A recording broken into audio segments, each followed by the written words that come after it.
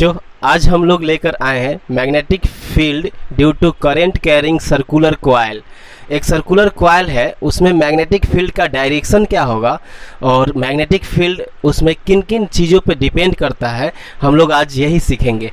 तो चलिए समझते हैं कि आखिर सर्कुलर कॉइल क्या है। सर्कुलर कॉइल का मतलब हुआ कि हमारे पास एक इस तरह से कॉइल है और इसमें करंट फ्लो हो रहा है। अब करंट फ्लो होने के लिए हम यहाँ पे दिखा देते हैं कि कोई बैटरी से जोड़ दिए। जैसे अब यहाँ पे आप जानते हो कि पॉजिटिव टर्मिनल जोड़ा गया है तो करंट का डायरेक्शन यहीं से ऐसे हो जाएगा और यहाँ पे इस तरह से आएगा। अगर करंट इस तरह से इसमें फ्लो हो रहा है तो मैग्नेटिक फील्ड का डायरेक्शन कैसे हम लोग मेजर करेंगे। इसके लिए बच्चों हम लोग पिछले क्लास में पढ़ लिए थे कि यहाँ पे डायरेक्शन जो मेजर करते हैं उसको राइट हैंड थंब रूल से मेजर करते हैं, ठीक है। तो यहाँ पे देखिए, इस पॉइंट पे, इस पार्टिकुलर पॉइंट पे अगर आप डायरेक्शन मेजर करोगे तो अपने क्या करोगे, अपने हैंड को, थंब को इसके डायरेक्शन में, करंट के डायरेक्शन में रखिए और जैसे ही कर्ल को ऐसे मोड़ेंगे तो कर्ल को मोड़ने के बाद यहाँ पे एक इस तरह से लूप बन रहा है, यहाँ से मैग्नेटिक फील्ड आ करके इसके अंदर ऐसे इंटर कर जाएगा, ठीक है। देखिए ऐसे करेंगे तो ये आकर के मैग्नेटिक फील्ड यहाँ से निकल रहा है और यहाँ आके इंटर कर रहा है। अब हम लोग देखेंगे यहाँ पर देखिए, यहाँ पर अंगूठे को इसके डायरेक्शन में रखना है तो नीचे रखना है होगा ना, क्योंकि मैग्नेट यहाँ पे करंट का डायरेक्शन किधर है, नीचे है, तो नीचे रखना होगा। अब यहाँ से फिर इधर से निकल के आके यहाँ इंटर करेगा। जैसे यहाँ पे नीचे रखेंगे तो यहाँ इंटर कर रहा है, यहाँ रखे तो फिर आके यहाँ इंटर कर रहा है, मतलब इसमें इंटर करेगा, इधर से ऐसे सर्कुलर लूप बनाएगा। किस तरह से, देखिए इस तरह से कुछ ये सर्कुलर लूप बनाएगा, ठीक है। इस तरह से एक सर्कुलर लूप जो कि यहाँ से आएगा और इसके अंदर इंटर कर जाएगा, फिर एक सर्कुलर लूप ऐसे बनेगा। तो ऐसे ही बहुत सारे सर्कुलर लूप इसमें बन जाएंगे, ठीक है। उसी तरह से यहाँ पे अगर देखा जाए तो यहाँ से इंटर कर रहा है तो यहाँ पे इसमें भी यहाँ पे इंटर कर रहा है और बाहर से निकल करके इस तरह से आएगा। तो यहाँ भी सर्कुलर लूप कुछ इस तरह से बनेगा। किस तरह से डायरेक्शन पता किए बच्चों, यहाँ पे रखे हैंड और देखिए अंदर जा रहा है और यहाँ से बाहर निकल रहा है। यहाँ पे रखिए, यहाँ से अंदर जाएगा, यानी कि ऐसे रखोगे इस तरह से आके यहाँ अंदर जाएगा। ये सर्कुलर लूप है। कुछ इस तरह से है बच्चों कि यहाँ पे एक करंट कैरिंग सर्कुलर लूप है और ये है मैग्नेटिक फील्ड का डायरेक्शन। इस तरह से हर जगह पे मैग्नेटिक फील्ड आप इस तरह से एक सर्कुलर लूप के फॉर्म में मिलेगा। आपको हर जगह पे एक सर्कुलर लूप मिलेगा इस तरह से। अब आपको एक बड़ा लूप, जैसे ये एक बड़ा लूप, इसके बाद एक और बड़ा लूप, ऐसे हो करके इसमें बहुत सारा सर्कुलर लूप मिलेगा, ठीक है। अब इसमें बात करते हैं कि जो बीचों बीच जाएगा, जो लाइन यहाँ से जाएगा बच्चों, वो कुछ बड़ा सा लूप बनाएगा इस तरह से। ये एक बड़ा सा लूप बनाएगा यहाँ पे, और यहाँ पे जो लाइन जाएगा ये भी कुछ बड़ा सा लूप बनाएगा ऐसे करके। तो आप देख सकते हो कि बीच का जो लाइन है वो लगभग एक दूसरे के पैरेलल होता है, ठीक है। और ये बीच वाला लाइन समझ लीजिए ये वाला है, ठीक है। बीच से जो लाइन जा रहा है, अगर इसको हम छोटा थोड़ा कर दें तो आपको समझने में इसको और भी ईजी होगा कि बीच वाला लाइन कैसे जाता है। देखिए इसमें, देखिए ये जो है मैग्नेटिक फील्ड का डायरेक्शन, अगर इसको सेंटर में देखा जाए तो यहाँ पे देखिए सेंटर में कुछ इस तरह से है और इसका मैग्नेटिक फील्ड का डायरेक्शन देखिए सेंटर में ऐसे आएगा। तो ये लगभग एक दूसरे के पैरेलल होंगे और सेंटर पे एक दूसरे के क्लोज भी होंगे। तो इस तरह से magnetic field lines circular coil में बनता है। मैग्नेटिक फील्ड लाइंस इस तरह से आता है। अब इसके डायरेक्शन को कैसे शो कर सकते हैं बच्चों, तो ये करंट देख रहे हो कि करंट ऐसे मूव कर रहा है। अब इसके घड़ी के नीडल से अगर देखोगे तो घड़ी ऐसे ही चलता है, मतलब करंट क्या है, क्लॉकवाइज है। तो जब कभी भी करंट क्लॉकवाइज हो, clockwise, then magnetic field will be. अब मैग्नेटिक फील्ड क्या होगा इसको सोचिए। मैग्नेटिक फील्ड इधर से निकल रहा है और इसके अंदर इंटर कर रहा है। यहाँ से मैग्नेटिक फील्ड यहाँ से निकल रहा है और अंदर में इंटर कर रहा है। मतलब आप अगर कोई ऐसा पोल देख रहे हो जहाँ पे सारी मैग्नेटिक फील्ड लाइंस इंटर कर रही हैं, और हम लोग पढ़े थे कि किस पोल में मैग्नेटिक फील्ड लाइंस इंटर करती हैं बच्चों, किस पोल में मैग्नेटिक फील्ड लाइंस अंदर की तरफ जाती है। आप यहाँ पे खड़े होकर के जब इसको देखोगे तो सारी मैग्नेटिक फील्ड लाइंस इसमें जा रही हैं। तो किस फील्ड में जा रही हैं, ये कौन सा पोल होगा, ये साउथ पोल होगा। मतलब इस तरह से अगर करंट क्लॉकवाइज जाएगा तो उस समय आपको मैग्नेटिक फील्ड का साउथ पोल दिखेगा। ठीक है, साउथ पोल आपको दिखेगा। इसको हम लोग शॉर्ट में याद रखने के लिए कैसे लिख सकते हैं बच्चों, कि करंट को एक सर्कुलर लूप इस तरह से बनाएंगे और इसमें करंट का कुछ डायरेक्शन ऐसा दे देंगे और इसको दे देंगे साउथ पोल। अब देखिए एस इधर ही मुड़ा रहता है, मतलब कि अगर करंट क्लॉकवाइज किसी भी सर्कुलर कॉइल में मूव कर रहा है तो राइट हैंड थंब रूल से हम मैग्नेटिक फील्ड का निकाल सकते हैं। मैग्नेटिक फील्ड का डायरेक्शन कैसा होगा, उसी डायरेक्शन से हमें पता चला क्या कि यहाँ पे देखिए, यहाँ पे ऊपर की तरफ है, अंदर की तरफ जा रहा है तो अंदर की तरफ, और यहाँ भी नीचे करके देखोगे तो अंदर की तरफ ही जा रहा है। यहाँ देखिए ऐसे करेंगे नीचे तो अंदर की तरफ ही जा रहा है। अब आप खड़े हो और सारी मैग्नेटिक फील्ड लाइंस आपसे दूर जा रहा है, ऐसे अंदर की तरफ कहीं जा रहा है। तो आप कहीं भी खड़े हो जैसे, और सारे मैग्नेटिक फील्ड लाइंस इन कर रहा है किसी चीज़ में, तो समझते हैं हम लोग कि साउथ पोल में ही सब इन कर रहा है। इसीलिए हमें यहाँ पे क्या दिखता है, मैग्नेटिक फील्ड का डायरेक्शन ऊपर साउथ पोल। हाँ, अंदर में जहाँ से ये निकल के आ रहा होगा वहाँ पे क्या होगा, वहाँ पे नॉर्थ पोल होगा। अब ये ऐसे हम फिगर बनाए बच्चों, तो यहाँ पे आपको, यहाँ पे सारी लाइन जो है ये इंटर कर रही है, अंदर जा रही हैं, तो साउथ पोल है। तो यहाँ पे अंदर में ये नॉर्थ पोल बन रहा होगा जहाँ से निकल रही होंगी। तो इस तरह से मैग्नेटिक फील्ड लाइंस को हम लोग ड्रॉ करते हैं और समझ सकते हैं कि यहाँ पे साउथ पोल कैसे बना है जब करंट हो क्लॉकवाइज। लेकिन क्या होगा जब करंट को एंटी क्लॉकवाइज कर देंगे, तो यहाँ पे हम लोग 2-3 चीज़ें देख लेते हैं कि जो भी ये मैग्नेटिक फील्ड लाइंस होंगी वो एक सर्कुलर रहेंगी, बिल्कुल सर्किल के फॉर्म में रहेंगी और कंसेंट्रिक होंगी। मतलब इनका जितना नज़दीक में जाएंगे तो सेंटर क्या हो जाएगा, छोटा हो जाएगा। तो सेंटर जो होगा वो छोटा हो जाएगा, मतलब यहाँ पे जाते जाते छोटा से छोटा और कंसंट्रेट होते जाएंगी, बहुत ज़्यादा मैग्नेटिक फील्ड लाइंस होते जाएंगे। तो इस तरह से ये फॉर्म होती हैं। ठीक है, अब चलिए देखते हैं कि अगर करंट को हम लोग एंटी क्लॉकवाइज करते हैं तो क्या होगा। What will happen when current will be anti-clockwise? Let's see. अब हमने क्या किया, यहाँ पे करंट के डायरेक्शन को ही चेंज कर दिया बच्चों, करंट के डायरेक्शन को ही चेंज कर दिए। अब करंट इधर से भेज रहे हैं और यहाँ से ऐसे आएगा। तो इस तरह से अगर करंट है तो यहाँ मैग्नेटिक फील्ड लाइंस जो है आप कैसे ड्रॉ करोगे, simple right hand thumb rule आप यूज कीजिए। राइट हैंड थंब रूल हम यूज कर रहे हैं, यहाँ पे अंदर जाएगा और यहाँ से बाहर निकलेगा बच्चों। तो यहाँ से इस बार अंदर जा रहा है और यहाँ से इस बार बाहर आ रहा है। ठीक है, तो इस तरह से बनेगा यहाँ पे मैग्नेटिक फील्ड लाइंस बाहर, और यहाँ से ऐसे जाएगा, यहाँ से अंदर चला जाएगा, ऐसे इंटर करेगा और यहाँ से बाहर आएगा। अब यहाँ पे बताइए क्या होगा मैग्नेटिक फील्ड लाइंस। तो यहाँ पे आपको क्या होगा, हाथ को नीचे रखना होगा, नीचे रखे ऐसे मोड़े, मतलब क्या होगा, हाथ को जब नीचे रखोगे तो यहाँ इंटर करेगा और यहाँ से निकलेगा। मतलब फिर से मैग्नेटिक फील्ड लाइंस इधर से ही निकलेगा और इधर इंटर करेगा, यहाँ इंटर करेगा और यहाँ से निकलेगा।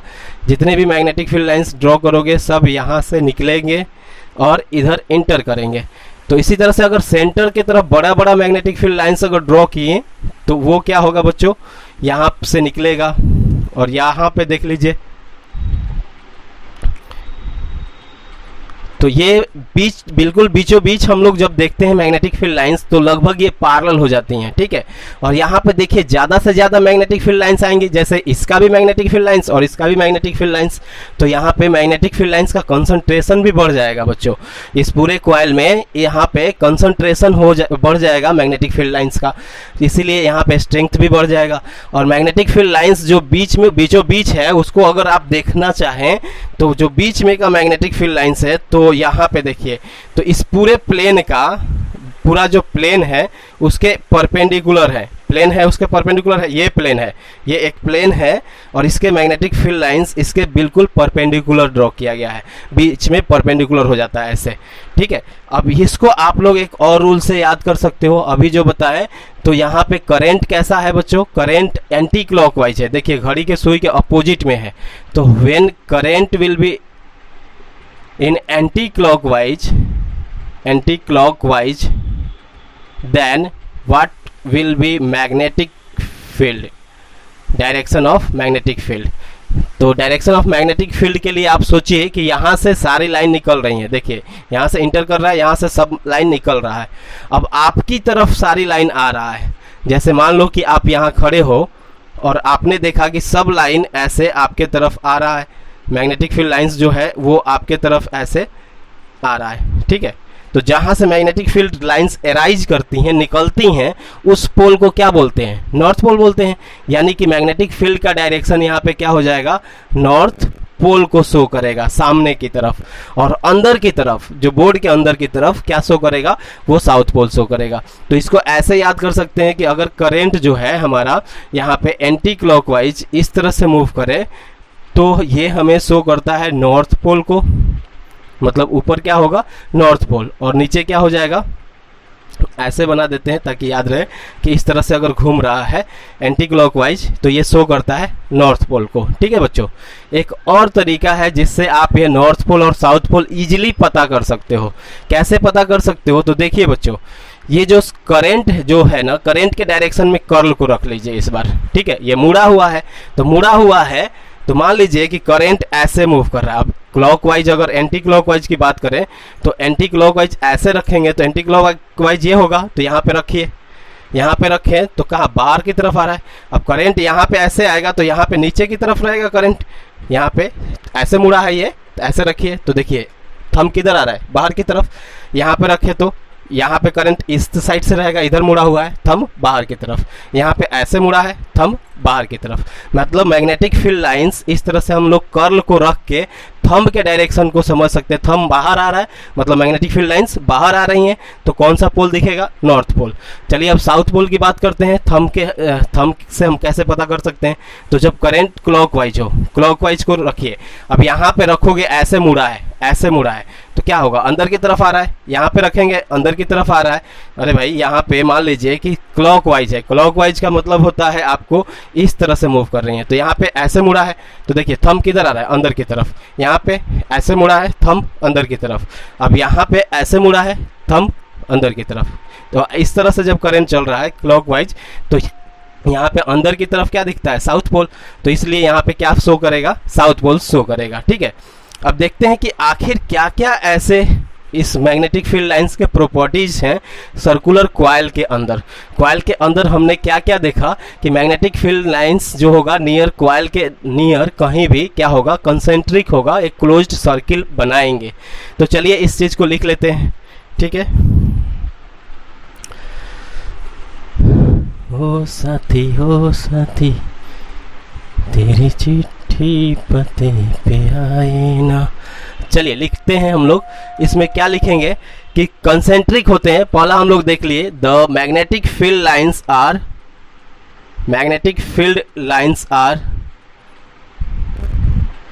Are concentric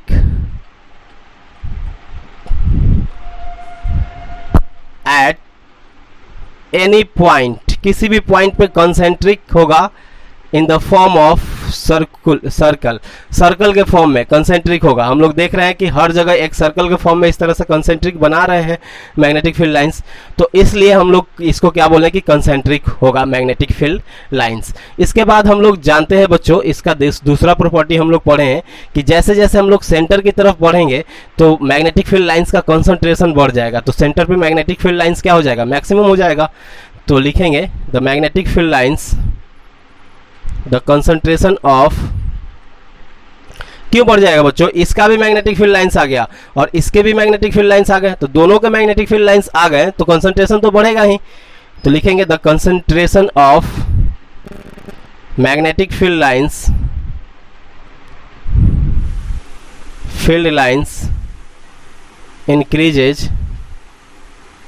increases at center, so a strength of magnetic field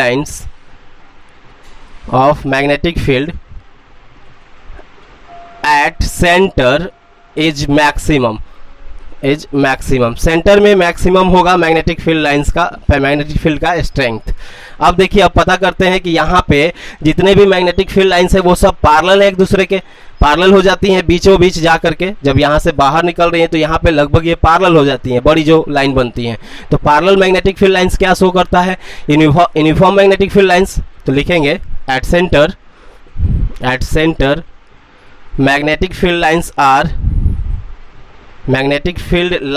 are parallel to each other, so it show the uniform magnetic field lines. Uniform का मतलब होता है एक जैसा मैग्नेटिक फील्ड लाइंस होगा बच्चों। सो यूनिफॉर्म मैग्नेटिक फील्ड। तो centre पे कैसा होगा बच्चों? मैग्नेटिक फील्ड यूनिफॉर्म हो जाएगा। सेंटर पे जो भी मैग्नेटिक फील्ड हम लोग लेंगे वो मैग्नेटिक फील्ड बिल्कुल यूनिफॉर्म एक जैसा रहेगा, कोई इसमें चेंजेज नहीं होगा। चलिए अब देखते हैं कि जैसे जैसे आप इससे दूर जाओगे ना तो मैग्नेटिक फील्ड लाइंस का कंसंट्रेशन घटेगा, ये हम पहले भी जानते हैं। तो इससे दूर जाएंगे तो मैग्नेटिक फील्ड लाइंस का कंसंट्रेशन घटेगा और घटने के साथ मैग्नेटिक फील्ड का स्ट्रेंथ भी घट जाएगा। तो लिख लेते हैं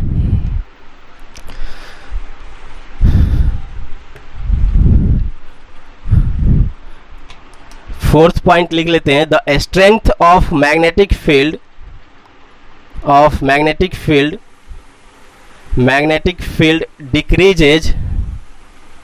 decreases as we increase distance from coil। ठीक है बच्चों, कॉइल से जैसे जैसे डिस्टेंस बढ़ाएंगे तो मैग्नेटिक फील्ड का स्ट्रेंथ क्या होगा बच्चों? डिक्रीज करने लगेगा। दूर जाएंगे तो मैग्नेटिक फील्ड लाइंस बहुत कम होंगे, दूर दूर पे होंगे। तो ऐसे दूर दूर पे लाइंस होंगे तो यहाँ पे मैग्नेटिक फील्ड का स्ट्रेंथ जो ताकत है वो क्या हो जाएगा? कम हो जाएगा। और देखिए बच्चों फिफ्थ पॉइंट ये है कि मान लीजिए मैग्नेटिक फील्ड लाइंस हम लोग जो यहाँ पे देख रहे थे, अगर इसको एक प्लेन मान लेते हैं, इसको प्लेन मान लेते हो तो सेंटर वाला मैग्नेटिक फील्ड लाइंस कैसा है? बिल्कुल क्या है? बिल्कुल परपेंडिकुलर है। जो सेंटर में मैग्नेटिक फील्ड लाइंस है वो क्या है? इस प्लेन के परपेंडिकुलर है। ऐसे देखिए सेंटर का, तो इसी तरह से सेंटर पे मैग्नेटिक फील्ड लाइंस क्या होगा? परपेंडिकुलर होगा। The magnetic field lines at centre, magnetic field lines at center is perpendicular to the plane, प्लेन के बिल्कुल परपेंडिकुलर होगा सेंटर पे मैग्नेटिक फील्ड लाइंस। ठीक है, अब इसके बाद देखते हैं बच्चों कि आखिर क्या क्या फैक्टर है जिस पे ये मैग्नेटिक फील्ड डिपेंड करता है किसी भी सर्कुलर कॉइल में। तो चलिए देख लेते हैं कि क्या क्या फैक्टर है।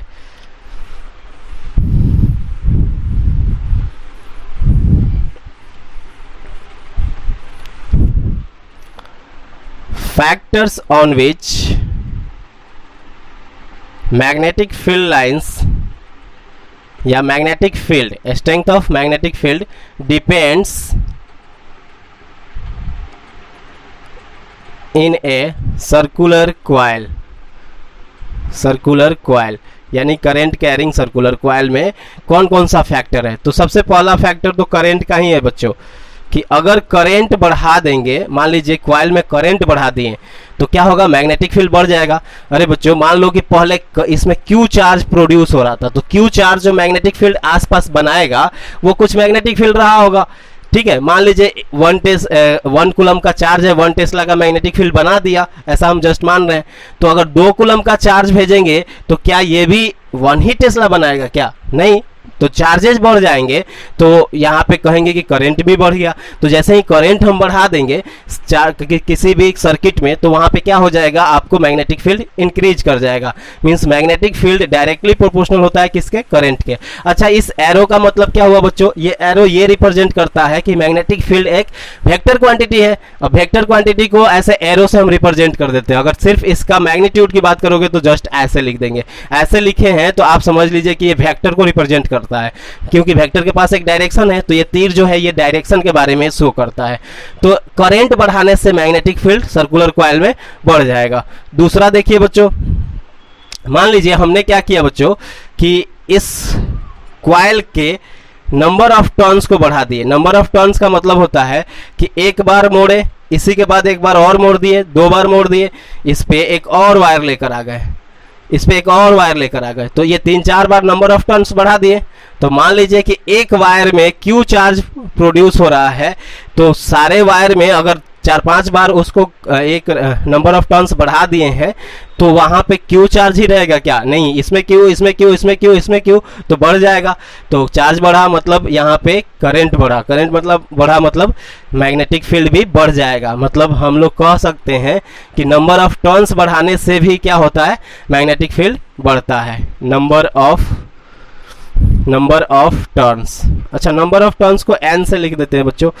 तो मैग्नेटिक फील्ड डायरेक्टली प्रोपोर्शनल होता है नंबर ऑफ टर्न्स के, मतलब नंबर ऑफ टर्न्स बढ़ाएंगे तो मैग्नेटिक फील्ड बढ़ेगा। तीसरा कंसेप्ट आपको समझना बहुत ही ज़रूरी है, क्या है कि मैग्नेटिक फील्ड के स्ट्रेंथ के बारे में ये बात करता है कि मैग्नेटिक फील्ड अगर रेडियस बढ़ा देते हैं, रेडियस ऑफ क्वाइल, देखिए रेडियस ऑफ क्वाइल, क्वाइल का अगर रेडियस बढ़ाते हैं तो क्या होगा, देखिए इतना छोटा क्वाइल है तो मैग्नेटिक फील्ड यहाँ पे, इसके कारण यहाँ पे करंट जो प्रोड्यूस हो रहा है तो करंट से नज़दीक है, ये सेंटर करंट से तो नज़दीक है, तो मैग्नेटिक फील्ड यहाँ पे स्ट्रांग होगा।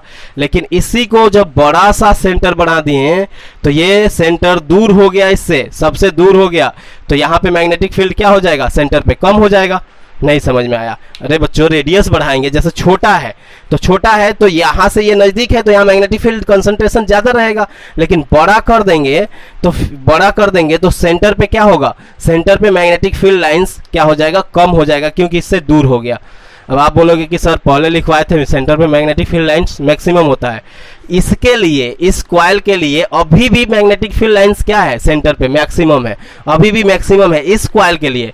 बट इसके रेस्पेक्ट में अगर बात करेंगे तो इसका मैग्नेटिक फील्ड ज़्यादा होगा, छोटे वाले कॉइल का, इसका बड़ा। अगर और छोटा कॉइल है तो और मैग्नेटिक फील्ड ज़्यादा हो जाएगा, मतलब जितना रेडियस उसका छोटा रहेगा मैग्नेटिक फील्ड उतना ही ज़्यादा रहेगा।